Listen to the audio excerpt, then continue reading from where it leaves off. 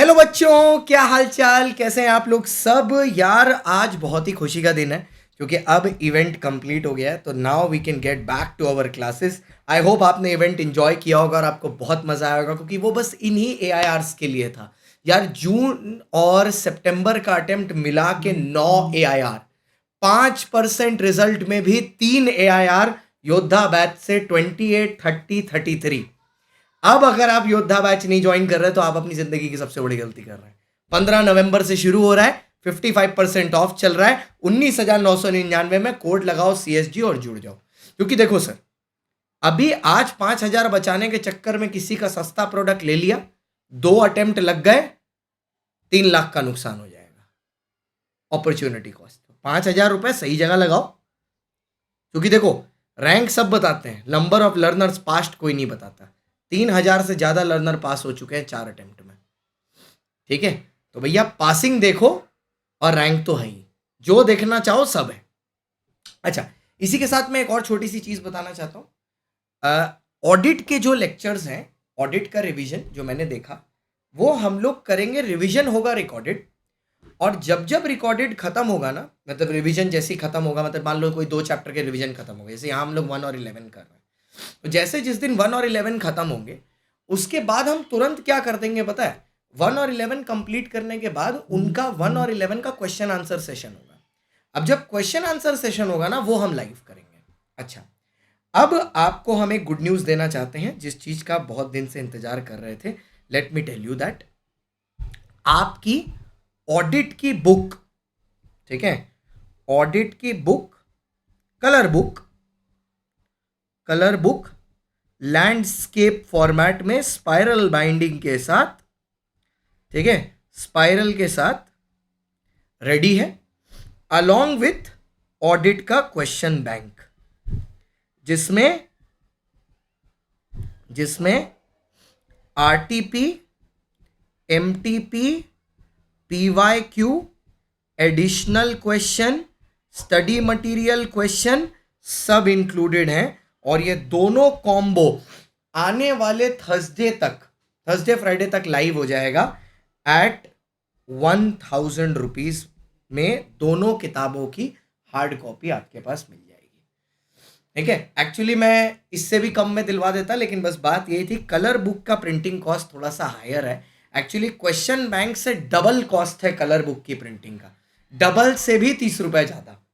ठीक है, और डिलीवरी चार्ज वगैरह सब कुछ लेके दोनों बुक कॉम्बो में अवेलेबल हैं at 1,000 rupees. It will be available on CSG classes app. ठीक है, तो ये लो, एक तो बुक की प्रॉब्लम सॉल्व हो गई। अब आते हैं सर, आज का लेक्चर शुरू करते हैं।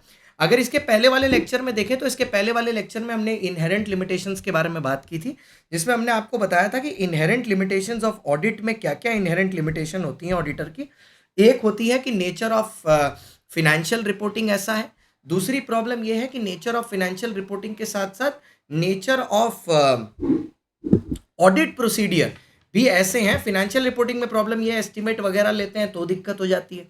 नेचर ऑफ ऑडिट प्रोसीडियर में प्रॉब्लम यह है कि ऑडिट प्रोसीडियर में 4 प्रॉब्लम है। एक, कंप्लीट डेटा हो सकता है क्लाइंट ने हमको दिया ही ना हो।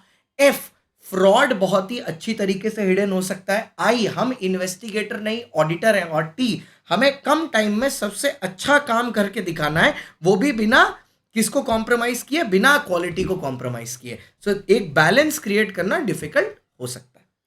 अच्छा, अब आज का लेक्चर शुरू करते हैं डिफरेंट टाइप्स ऑफ सर्विसेज से। डिफरेंट टाइप्स ऑफ सर्विसेज कि एक ऑडिटर किस तरह की सर्विस प्रोवाइड करता है। तो देखो सर, जब सर्विसेज की बात आती है तो एक ऑडिटर 2 तरह की सर्विसेज प्रोवाइड करता है। अब आप पूछोगे ये नोट्स कहां पर मिलेंगे? टेलीग्राम लिंक जो इस वीडियो के डिस्क्रिप्शन में है उसमें नोट्स मिल जाएंगे। अब एक ऑडिटर 2 तरह की सर्विसेज प्रोवाइड करता है। एक होती है बेटा अश्योरेंस रिलेटेड, और एक होती है नॉन अश्योरेंस रिलेटेड। अश्योरेंस मतलब संतावना, जिसमें वो सामने वाले को कोई चीज अश्योर कर रहा हो, बता रहा हो। तो एक अश्योरेंस रिलेटेड होती है, एक नॉन अश्योरेंस रिलेटेड होती है। पहले अश्योरेंस के बारे में बात करते हैं। अब जो अश्योरेंस रिलेटेड होती है, इसको फर्दर 2 पार्ट में डिवाइड किया जा सकता है। ठीक है, एक जिसमें आ गया in relation to financial statement, in relation to financial statement, और दूसरा आ गया एक्सेप्ट फाइनेंशियल स्टेटमेंट, मतलब फाइनेंशियल स्टेटमेंट से रिलेटेड जो ना हो। अब जो in relation to financial statement आया, इसमें ना दो तरह के अश्योरेंस हम देते हैं, दो तरह का चीज चेक करते हैं, दो तरह का एश्योरेंस देते हैं। एक देते हैं रीजनेबल एश्योरेंस,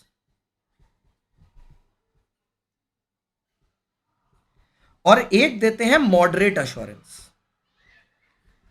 मतलब रीजनेबल एश्योरेंस का मतलब ये है, ये एक हाई डिग्री ऑफ एश्योरेंस है बट नॉट एब्सोल्यूट, और मॉडरेट तो रीजनेबल से भी नीचे है। इस मॉडरेट को ही नाम दिया जाता है लिमिटेड रिव्यू, इस मॉडरेट को ही नाम दिया जाता है लिमिटेड रिव्यू। ठीक है, रीजनेबल एश्योरेंस में हम लोग स्टैंडर्ड्स ऑन ऑडिटिंग यूज करते हैं, जिनको बोला जाता है एसेज, स्टैंडर्ड्स ऑन ऑडिटिंग। ठीक है, लिमिटेड रिव्यू में हम लोग यूज करते हैं SRE, standards on review engagement, standards on review engagement. अब बच्चा मेरे को बोलेगा सर एक एग्जांपल दे देंगे स्टैंडर्ड ऑन रिव्यू एंगेजमेंट का? हाँ सर, एग्जांपल, कंपनी के 6 मंथ फाइनेंशियल स्टेटमेंट बने हुए हैं, 6 मंथ फाइनेंशियल स्टेटमेंट बने हैं, कंपनी को इंटरिम डिविडेंड देना है। ठीक है, तो इंटरिम डिविडेंड कंपनी क्या करती है, डिक्लेयर करने से पहले एक ऑडिटर को बुला लेती है फाइनेंशियल स्टेटमेंट्स को वेरीफाई करने के लिए कि भैया एक बार चेक तो कर लो कि अगर इसमें कुछ गड़बड़ तो नहीं है, एक बार देख लो,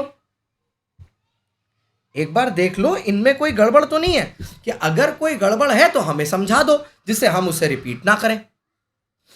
ठीक है, तो ये हो गया सर मॉडरेट या लिमिटेड रिव्यू। तो रीजनेबल एश्योरेंस में और मॉडरेट एश्योरेंस में आई होप आपको फर्क समझ में आ गया होगा। ठीक है, reasonable assurance is a high degree, not absolute, moderate reasonable से भी नीचे है। यहां पर एक्चुअली जब हम ऑडिटर को बुला रहे हैं तो हमें पता है कि हम उससे पूरी पूरी इंफॉर्मेशन चाहते भी नहीं है, हम बस उसको कुछ कामों के लिए बुला रहे हैं।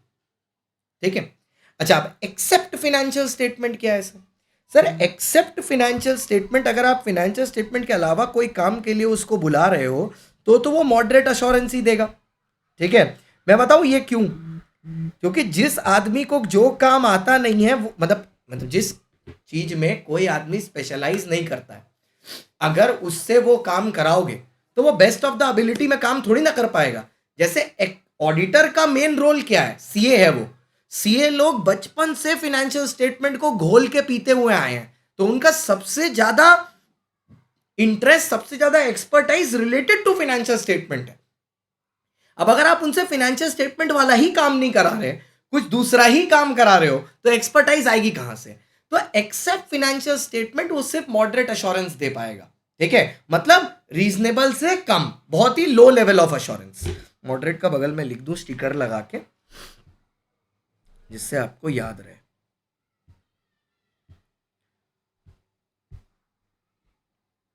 मॉडरेट का मतलब है बहुत ही low level of assurance, low level of assurance. बेटा अच्छा लगा तो नीचे कमेंट जरूर करना, और अगर आपको अच्छा लग रहा है ऐसे मैं लिख लिख के पढ़ाऊं तो बता देना मेरे को, तो मैं नेक्स्ट दिन से वही करूंगा। प्लीज आपके कमेंट्स और शेयर्स बहुत ज्यादा इंपॉर्टेंट है, क्योंकि आपको पता ही है इस प्लेटफॉर्म पे मैं पहली बार पढ़ाना शुरू किया हूं, ऑडिट फर्स्ट टाइम है ऑनलाइन में। तो मैंने ऑडिट शुरू किया ऐसे ही, जब मैंने लॉ शुरू किया था फर्स्ट टाइम इंटर का ऑनलाइन में, सेकेंड ही अटेम्प्ट में मेरा AIR 30 आ गया। तो I want to create that in audit as well. तो डू लेट मी नो कैसा लगा आपको। तो सर नॉन एश्योरेंस रिलेटेड कुछ एक्टिविटीज का एग्जाम्पल दे दीजिए। एग्जाम्पल, हमने ऑडिटर को बुलाया अपनी कंपनी में क्या करने के लिए, इंटरनल कंट्रोल डिजाइन करने के लिए। हमने क्या चीज के लिए बुलाया, इंटरनल कंट्रोल डिजाइन करने के लिए, डिजाइन ऑफ इंटरनल कंट्रोल, कि भैया आईसी डिजाइन कर दो हमारा आके। ठीक है, या हमारा फिनेंशियल इंफॉर्मेशन सिस्टम डिजाइन कर दो। क्योंकि देखो सर, इस तरीके से डिजाइन करो कि ट्रू एंड फेयर व्यू मिले, जिससे कल को जब हम आपसे ऑडिट करवाएं तो आपको भी दिक्कत ना हो। ठीक है, तो इस सब कामों के लिए हम बुला लेंगे। अब इसके लिए हम लोग क्या चीज को फॉलो करते हैं बेटा, इसके लिए के फॉलो किया जाता है SAE को, standards on assurance engagement.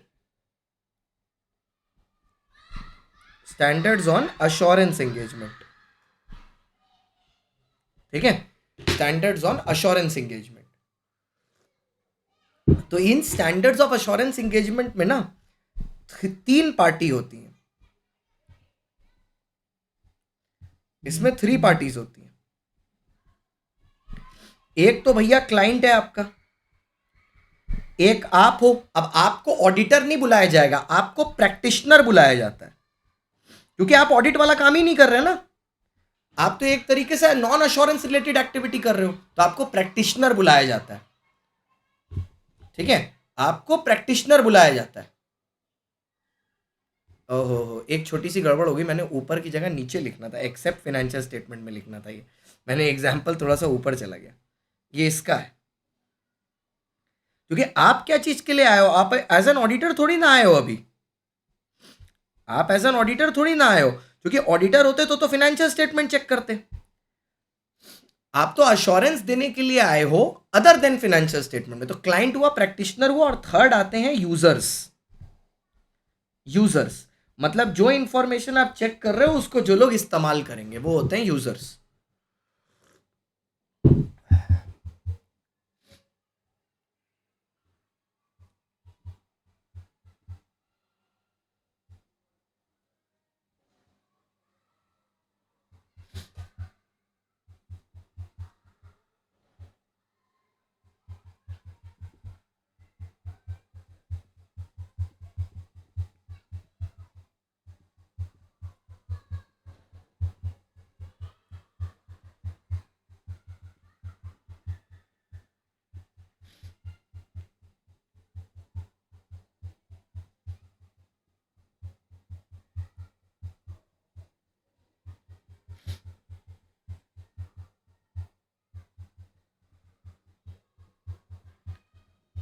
Okay, ये हुआ सर.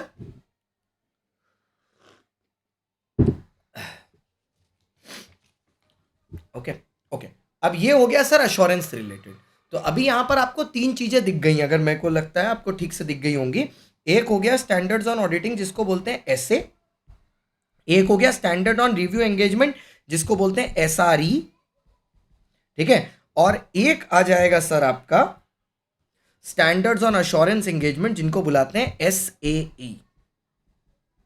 ठीक है, तो एसआरई, एसए, एसएई, ये 3 हो गए. अब आते हैं sir non assurance related different types of services, जो नॉन अश्योरेंस रिलेटेड है. अब नॉन अश्योरेंस रिलेटेड सर्विसेज कैसे हुई? लाइक फॉर एग्जांपल, जहां पर ना आपको अश्योरेंस के लिए नहीं बुलाया जा रहा, जहां पर आपका क्लाइंट आपको बुला रहा है एज अ रिप्रेजेंटेटिव या रिप्रेजेंटेशन के लिए. Like for example, handle tax cases और केस ऑफ फेमा. या आपको शायद पता होगा, आपके टैक्स टीचर ने बताया होगा, इनकम टैक्स ट्राइब्यूनल के सामने एक सीए अपने क्लाइंट को रिप्रेजेंट कर सकता है. तो ये होती है नॉन अश्योरेंस रिलेटेड. यहां पर आप एक्चुअली सर्विस प्रोवाइड कर रहे हो. यहां पर जो ऑडिटर है वो सर्विस प्रोवाइडर है.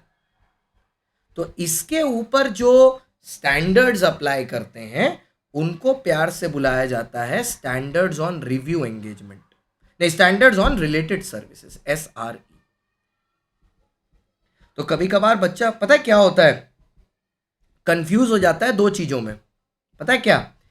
एसआरएस में और एसआरई में. तब उसको अपने आप को एक चीज रिमाइंड करनी है कि जो एसआरएस है वो अश्योरेंस रिलेटेड नहीं है, जो एसआरई है वो अश्योरेंस रिलेटेड है. प्लस एसआरएस को फाइनेंशियल स्टेटमेंट से कोई फर्क नहीं पड़ता, एसआरई फाइनेंशियल स्टेटमेंट्स पर होता है.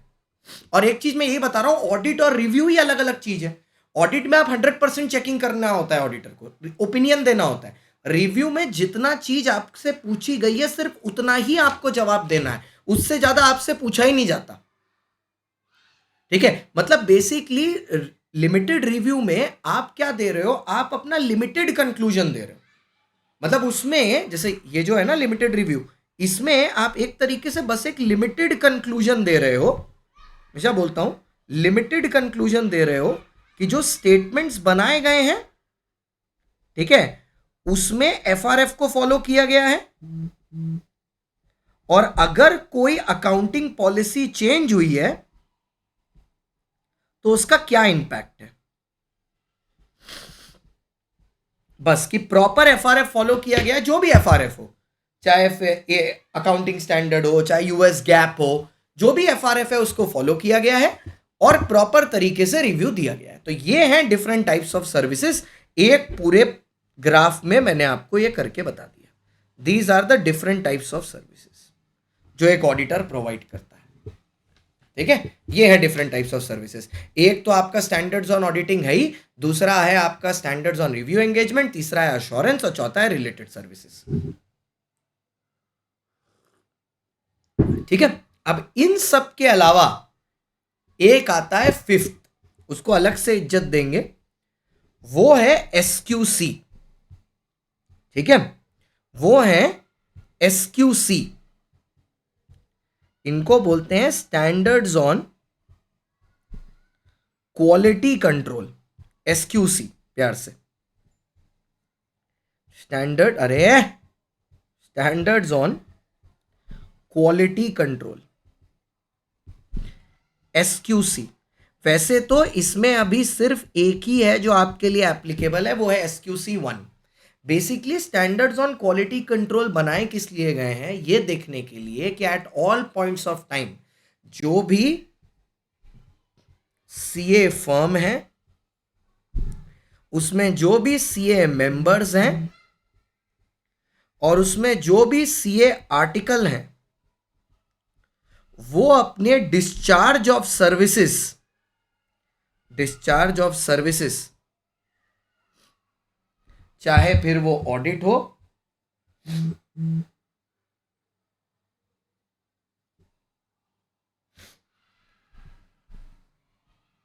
चाहे वो ऑडिट हो,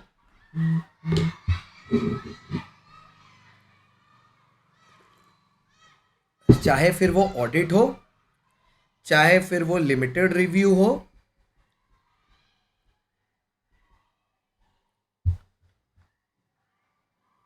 चाहे वो ऑडिट हो, चाहे लिमिटेड रिव्यू हो,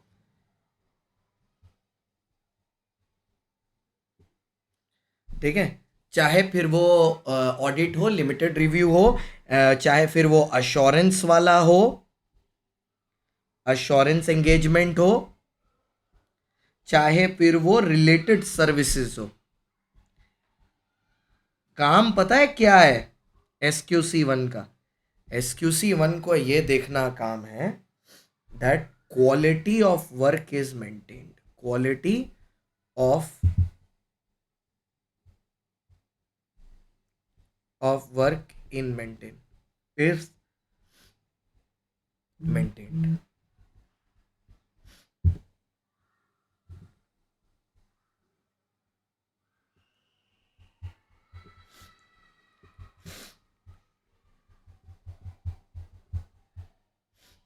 quality of work is maintain.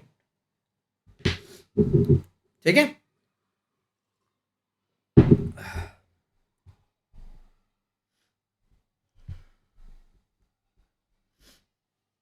तो एसक्यूसी 1 सिर्फ इसीलिए, मतलब ऐसे समझ लो एसक्यूसी 1 एक ब्लैंकेट है। ठीक है, वो एक ऐसा स्टैंडर्ड है जो सबके ऊपर ब्लैंकेट है, जो सबके ऊपर लगता है। तुम एक चीज नोटिस करो, ये सीए के फर्म पर भी लगता है, ठीक है, सीए के मेंबर्स पर भी लगता है, इवन आर्टिकल पर भी लगता है कि जब भी आप audit, limited review, assurance, related services कुछ भी प्रोवाइड कर रहे हो तो उसमें क्वालिटी ऑफ वर्क मेंटेन्ड है। और मैं एक आगे जाके आपको एक बात बता देता हूं,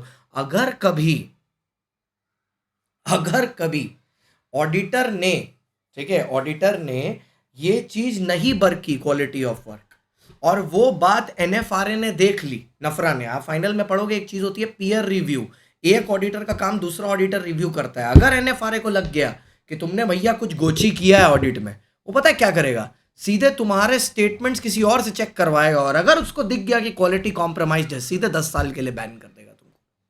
सो ये एक टॉपिक, एक सेगमेंट खत्म हुआ, डिफरेंट टाइप्स ऑफ सर्विसेज। आज की क्लास का एक सेगमेंट खत्म हुआ, डिफरेंट टाइप्स ऑफ सर्विसेज।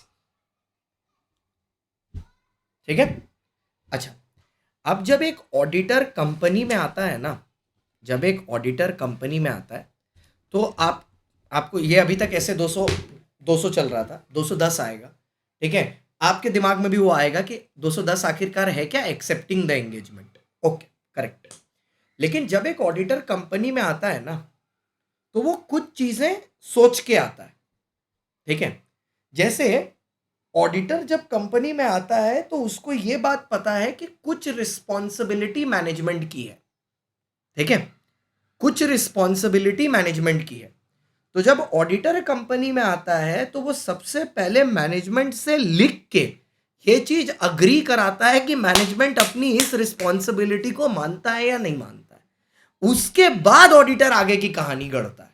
तो पहले वो मैनेजमेंट से ये जानना चाहता है कि मैनेजमेंट अपनी रिस्पॉन्सिबिलिटी मानता है या नहीं मानता। अगर मानता है तो ऑडिटर आगे बढ़ता है, अगर नहीं मानता मैनेजमेंट तो ऑडिटर आगे ही नहीं बढ़ता फिर। ठीक है, तो सर सबसे पहले हम अभी ऐसे 210 चालू नहीं कर रहे। ठीक है, अभी ऐसे 210 चालू नहीं होगा। 210 चालू होने के पहले, बोलते हैं ना किसी चीज, जैसे मैच चालू होने के पहले मैच की कंडीशंस देखी जाती है कि पिच की कंडीशन सही है कि नहीं मैच के लिए। तो 210 चालू करने के पहले हम आपको बताना चाहते हैं प्री कंडीशंस या assumptions relating to management's responsibility,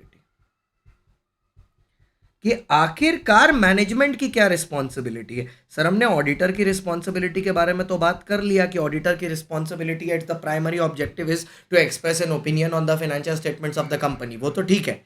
लेकिन what about the management, management की क्या रिस्पॉन्सिबिलिटी है। पॉइंट नंबर 1, मैनेजमेंट की रिस्पॉन्सिबिलिटी है preparation and presentation of financial statement as per FRF. सबसे पहला कि भैया एफआरएफ जैसा बोल रहा है उस हिसाब से फिनेंशियल स्टेटमेंट प्रेजेंट होने चाहिए और प्रिपेयर होने चाहिए। मैनेजमेंट की पहली रिस्पॉन्सिबिलिटी।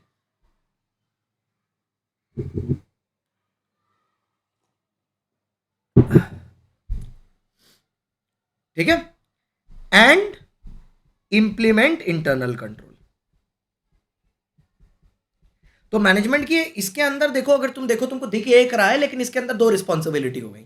एक तो भैया आपको financial statement as per FRF बनाना है, और दूसरा आपको इंटरनल कंट्रोल आपको इंप्लीमेंट करना है। दूसरी चीज, मैनेजमेंट ऑडिटर जब ऑडिट कर रहा है तो वो मतलब एक्सेप्ट करने से पहले ये चीज वो दिमाग में सोच के रखेगा कि मैनेजमेंट ये रिस्पॉन्सिबिलिटी मान रहा है तो ही मैं काम आगे शुरू करूंगा। जैसे टू प्रोवाइड ऑडिटर विथ, मतलब ऑडिटर ये चीज दिमाग में सोच के आ रहा है कि अगर मैंने इस कंपनी का ऑडिट किया तो मैनेजमेंट मेरे को सारी इंफॉर्मेशन देगा, सारी इंफॉर्मेशन देगा, मेरे से कुछ छुपाएगा नहीं। साथ ही साथ अगर कोई एडिशनल इंफॉर्मेशन मैं चाहता हूं तो मेरे को भी एडिशनल इंफॉर्मेशन भी प्रोवाइड की जाएगी, और प्लस मेरे को अनरिस्ट्रिक्टेड एक्सेस मिलेगा, मेरे को अनरिस्ट्रिक्टेड एक्सेस मिलेगा पूरे ऑर्गेनाइजेशन में, जो भी इंफॉर्मेशन मैं चाहूं। ये 2 चीजें ना, ये 2 चीजें एक्चुअली में मैनेजमेंट की रिस्पॉन्सिबिलिटी है। फाइनेंशियल स्टेटमेंट प्रिपेयर करके इंप्लीमेंट करना और ऑडिटर जो मांगे वो उसको देना। अब ये प्री कंडीशंस मैंने आपको पढ़ा दी। अब यहां से शुरू होता है ऐसे 210। अब ऐसे 210 अगर आप देखोगे तो उसका नाम ही है agreeing the terms of engagement.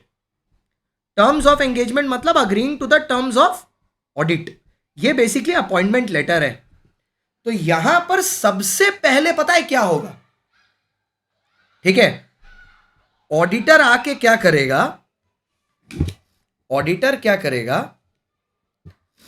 Auditor आके मैनेजमेंट को, ठीक है, मैनेजमेंट को pre conditions of audit, pre conditions of audit remind करवाएगा।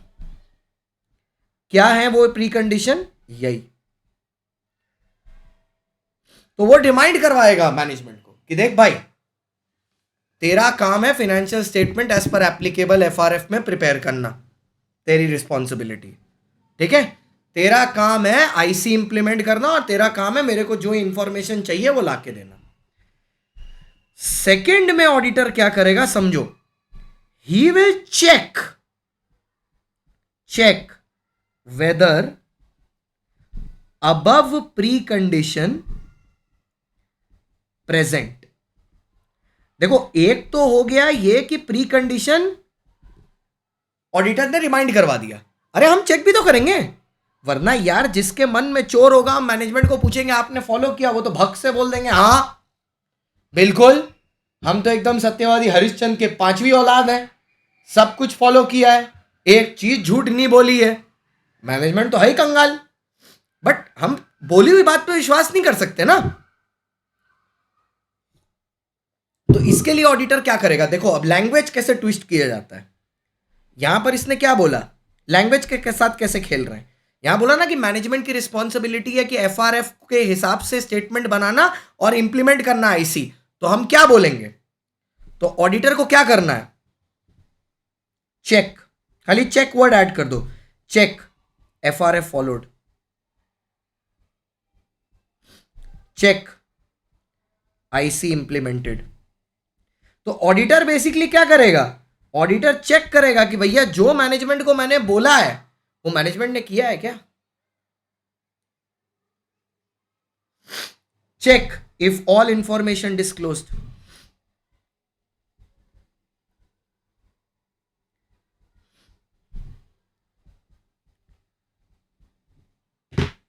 ठीक है। तो बस ये हो गया पॉइंट 1 और 2 ऐसे के पहले, ठीक है। ये पॉइंट 1 और 2 हो गए। पहला पॉइंट हो गया कि भैया प्री कंडीशन चेक कर लो, प्री कंडीशन बताओ, रिमाइंड कर दो कि देखो भैया ये तुम्हारी रिस्पॉन्सिबिलिटी है। तीसरे में हम एज एन ऑडिटर चेक कर लेंगे कि मैनेजमेंट ने ये रिस्पॉन्सिबिलिटी पूरी की है कि नहीं, ठीक है। थर्ड में ये चेक करना है कि कहीं क्लाइंट ने मेरे स्कोप के ऊपर कोई रिस्ट्रिक्शन तो नहीं लगा के रखा। अगर रिस्ट्रिक्शन लगा के रखा है तो फिर मैं ऑडिट करूंगा ही नहीं, ठीक है। अगर रिस्ट्रिक्शन लगा के रखा है तो मैं ऑडिट करूंगा ही नहीं, ठीक है। मतलब क्या है, यहां पर थर्ड पॉइंट में ऑडिटर चेक करेगा, थर्ड पॉइंट में ऑडिटर चेक करेगा। और यहां पर तो देखो अभी अभी तो यहां पर तो बहुत बढ़िया चल रहा है, क्योंकि यहां तो अभी तक काम एक्सेप्ट ही नहीं किया। तो पहले देखना है is there any limitation on scope. अगर आंसर है यस और इसकी वजह से एविडेंस में प्रॉब्लम आ जाएगी, और एविडेंस में प्रॉब्लम आई तो डिस्क्लेमर देना पड़ जाएगा हमको। डिस्क्लेमर ओपिनियन याद है, बताया था फर्स्ट डे, डिस्क्लेमर ओपिनियन, ठीक है। तो डिस्क्लेम हो जाएगा,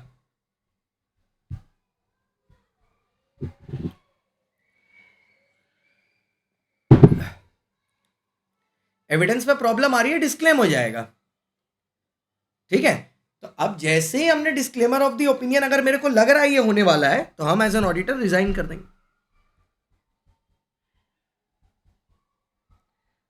हम रेजिग्नेशन डाल देंगे, ठीक है। तो लिमिटेशन ऑन स्कोप अगर है तो हम यहीं पर उसको आइडेंटिफाई कर लेंगे, ठीक है। वैसे तो ये क्वेश्चन रेलेवेंट नहीं है जो मैं बताने जा रहा हूं, लेकिन फिर भी एक बार के लिए बताता हूं। सर फॉर्मेट क्या होता है लेटर का, फॉर्मेट ऑफ एंगेजमेंट लेटर, वो मैंने रेगुलर क्लास में बताया इसलिए रिवीजन में भी बता रहा हूं। फॉर्मेट क्या होता है, सबसे पहले ऑब्जेक्टिव बताएंगे ऑडिट का। ऑब्जेक्टिव क्या है ऑडिट का, to express an opinion on the financial statements of the company, तो ये मेरा ऑब्जेक्टिव है। दूसरा बताएंगे रिस्पॉन्सिबिलिटी, किसकी, मैनेजमेंट की, यही तो दो प्री कंडीशन, और ऑडिटर की। ऑडिटर की तो रिस्पॉन्सिबिलिटी यही है कि मैनेजमेंट ने जो इंफॉर्मेशन दिया उसको यूज करके ट्रू एंड फेयर व्यू है कि नहीं ये बताएं, ठीक है। फिर आया सर स्कोप ऑफ ऑडिट, मतलब हम कितनी चीजें कवर करेंगे, कौन कौन सी चीजें हम चेक करने वाले हैं। हम इन्वेंट्री को फिजिकली चेक करेंगे कि नहीं, हेड ऑफिस पर चेक करेंगे कि ब्रांच पर भी जाके चेक करेंगे, स्कोप बता दिया मैंने।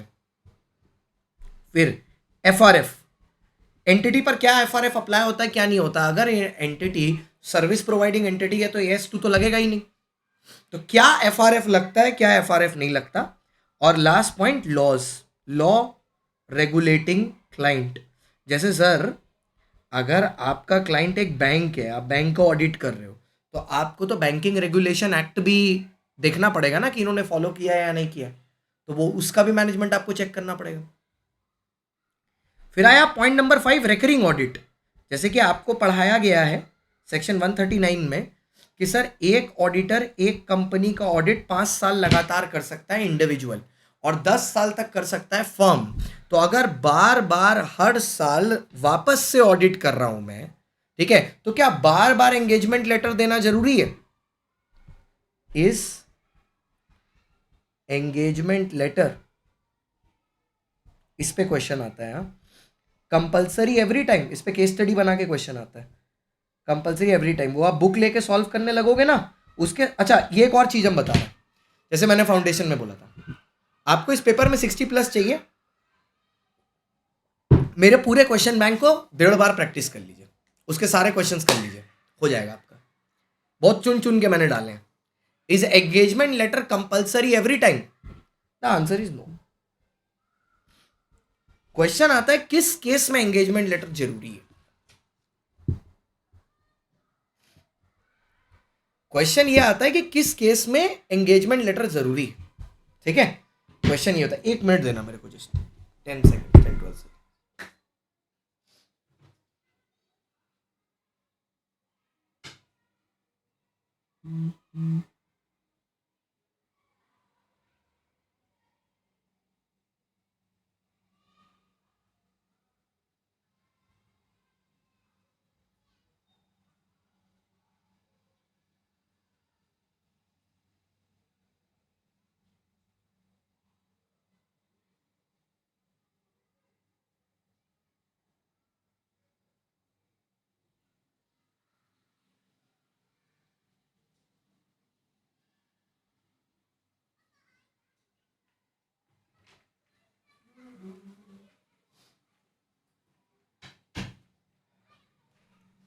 हाँ, तो किस केस में एंगेजमेंट लेटर जरूरी है बताता हूं मैं आपको।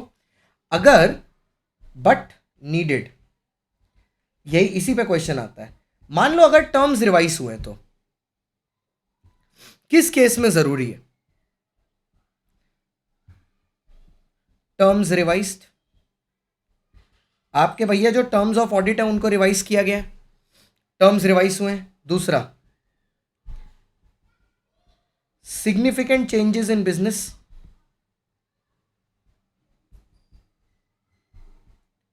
बिजनेस में बहुत ज्यादा चेंजेस हुए हैं। जैसे क्या हुआ है सर, आपने पूरा बिजनेस का नेचर ही चेंज कर दिया।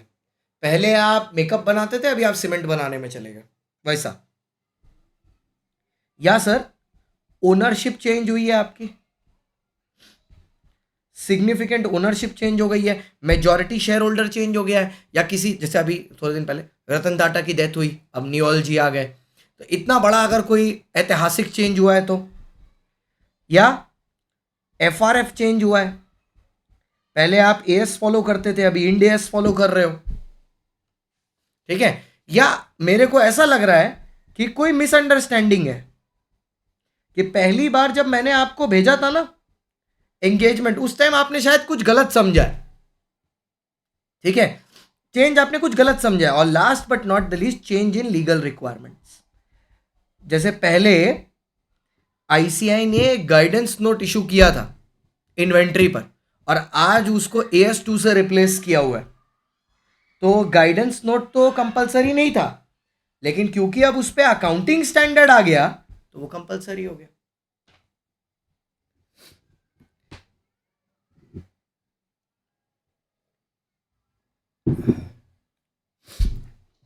ठीक है, लेकिन सर प्रॉब्लम ये है, देखो, अगर पहले ही, देखो इसीलिए एकदम कॉन्ट्रास्ट में लिख रहा हूं, अगर पहले ही क्लाइंट मेरे स्कोप पर लिमिटेशन लगा दे तो ठीक है, मैंने स्टार्टिंग में डिसाइड कर लिया इस आदमी के साथ रहना है या नहीं रहना। लेकिन प्रॉब्लम हमें तब आती है जब ये क्लाइंट का बच्चा पहले तो रिस्ट्रिक्शन नहीं लगाता है, लेकिन काम के समय रिस्ट्रिक्शन लगा देता है। Changes in terms of audit during engagement, मतलब जिस टाइम पर एंगेजमेंट चल रही है उस टाइम पर अगर ये चेंजेस कर दे तो मैं क्या करूंगा।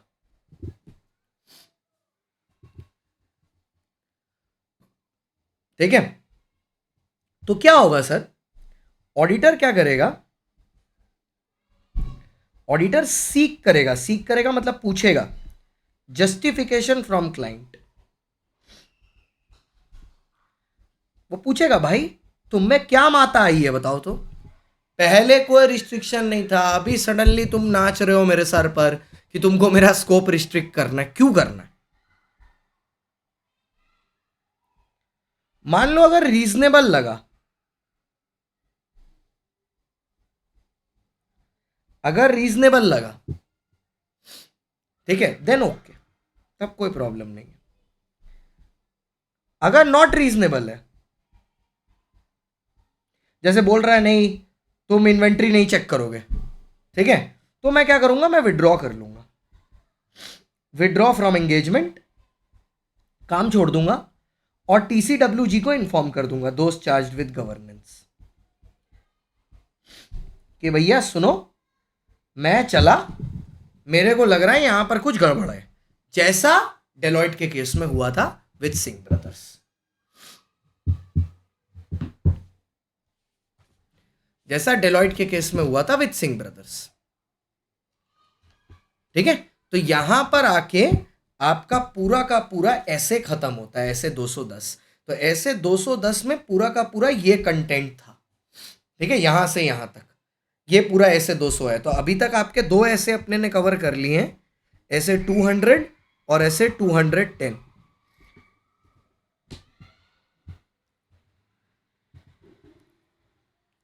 ऐसे 200 और ऐसे 210। अच्छा ओके, तो अब ना एक और डायरेक्ट क्वेश्चन पर आते हैं। ठीक है, जैसे ये डायरेक्ट एक क्वेश्चन हो गया, एक और डायरेक्ट क्वेश्चन पर आते हैं, और ये बहुत ही इंटरेस्टिंग टॉपिक है, ये है थ्रेट, थ्रेट टू इंडिपेंडेंस, कि आखिरकार ऑडिटर की इंडिपेंडेंस को थ्रेट क्या होता है, what is the threat to auditor's independence. ठीक है, किस किस तरह के थ्रेट होते हैं। ठीक है, तो टोटल में सर ऑडिटर को 5 तरह के थ्रेट्स होते हैं, 5 तरह के। सबसे पहले आता है सेल्फ इंटरेस्ट थ्रेट। अब ये सेल्फ इंटरेस्ट थ्रेट क्या है सर, अब देखो सर यहां पर क्या होता है, क्लाइंट ऑडिटर को डराता है, बोलता है देख भाई अगर तेरे को फ्यूचर में और काम चाहिए तो सोच समझ के ऑडिट कर, या जो ऑडिटर है वो खुद कंपनी में शेयर होल्डर है, तो वो सोचता है ना कि यार अगर मैंने उल्टी सीधी ऑडिट रिपोर्ट दे दी तो ये कंपनी, अगर मैंने सच बता दिया कि कंपनी में चल क्या रहा है, तो मार्केट में तो शेयर प्राइसेस कोलैप्स कर जाएगा, उस पर मेरा ही उल्टा नुकसान होने वाला है।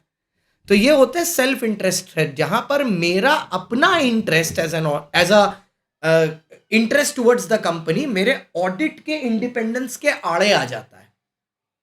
ठीक है, it can be a case, आप ऐसा देख लो कि एक मम्मी पुलिस ऑफिसर है और उनके खुद के बेटे ने चोरी की है, तो अब वो अपने बच्चे को बचाएंगी कि कानून का सही इस्तेमाल करेंगी, that is a self interest threat. दूसरा सेल्फ रिव्यू थ्रेट, ये तो इतना गजब है कि अपना काम आप खुद ही चेक कर रहे हो, तो आप अपने काम में कभी गलती निकालोगे। ठीक है, आपने प्रीवियस ऑडिट किया और आप अपना ही प्रीवियस ईयर के ऑडिट को रिव्यू कर रहे हो, तो आप कभी गलती निकालोगे। उल्टा अगर आपको कोई गलती दिख भी रही होगी ना प्रीवियस ईयर में, आप छुपा दोगे उसको, क्योंकि आप ही का ना नाम खराब होगा कि कैसा घटिया ऑडिटर है, पिछली बार ऑडिट करके गया गलत सलत करके चला गया, खुद का ही नाम खराब होगा।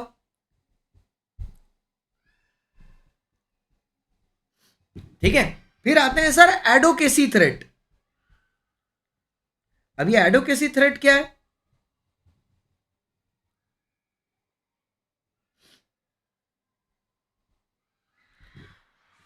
एडोकेसी थ्रेट क्या है, ठीक है, जहां पर ऑडिटर खड़ा है क्लाइंट के तरह। अब ऑडिटर को पता है उसका क्लाइंट चोर है, ठीक है, लेकिन अब वो कोर्ट में खड़ा है इनकम टैक्स ट्राइब्यूनल के सामने, ठीक है, अपने क्लाइंट को रिप्रेजेंट करने के लिए। तो अब वो पीछे भी नहीं हट सकता इस चीज से, ठीक है। और भैया सच भी बोलना है, ये होती है बीच में फंसने वाली सिचुएशन, ठीक है। पता है आप लोग अगर सीरीज सूट्स देखे हो तो इसको ना अटर्निटी क्लाइंट प्रिविलेज बोलते हैं, प्रिविलेज्ड इंफॉर्मेशन। जैसे मान लो अगर तुम मेरे लॉयर हो, ठीक है, और मैंने तुमको बता दिया कि मैंने कोई क्राइम किया है, ठीक है, क्योंकि तुम मेरे लॉयर हो, तुम मेरे अगेंस्ट जाके ये बात किसी और को बता नहीं सकते। Even if I tell you, ठीक है, since you are my lawyer and you got to know this because you are my lawyer, you can't say this in court against me. That is called attorney client privilege. Privileged information है वो, आप इस information को leak नहीं कर सकते। इसीलिए TV picture में जब आप देखते होगे कि लॉयर सामने आता है तो लॉयर आते संगी पहले क्लाइंट को बोलता है कि अगर आपने खून किया है तो मेरे को तो बता दीजिए, ठीक है, पहले बोलता है, क्योंकि एक बार आपने उसको बता दिया ना, काम खत्म।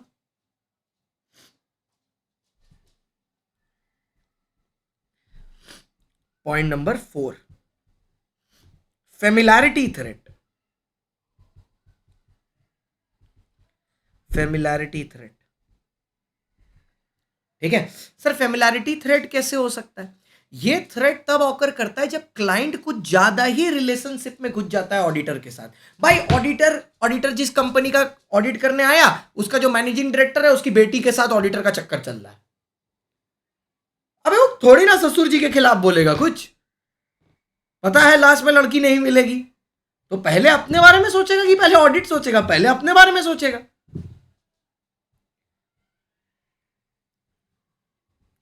अपने पेट पे लात मार के दूसरे का घर कौन बसाता है? कोई नहीं, ठीक है। नेक्स्ट पॉइंट नंबर 5, ये सही है वाह यूपी, इंटिमिडिएशन थ्रेट। रजत दलाल सीधे बोल रहा है ऑडिटर को, उल्टा सीधा ओपिनियन आया तो बेटा गायब कर देंगे। उल्टा सीधा ओपिनियन आया सीधे गायब कर देंगे। इंटिमिडिएशन थ्रेट, डराना सामने वाले को, इंटिमिडिएट करना, डराना, ठीक है। तो ये 5 तरह की थ्रेट्स हैं। इस पर डायरेक्ट क्वेश्चन आ सकता है DQ, what are the different threats to independence, या किसी एक का केस लॉ भी बना के आ सकता है, तो उसको भी आप यूज कर सकते हैं। अब एक टॉपिक बचता है हमारा चैप्टर नंबर 1 में, प्रोफेशनल स्केप्टिज्म।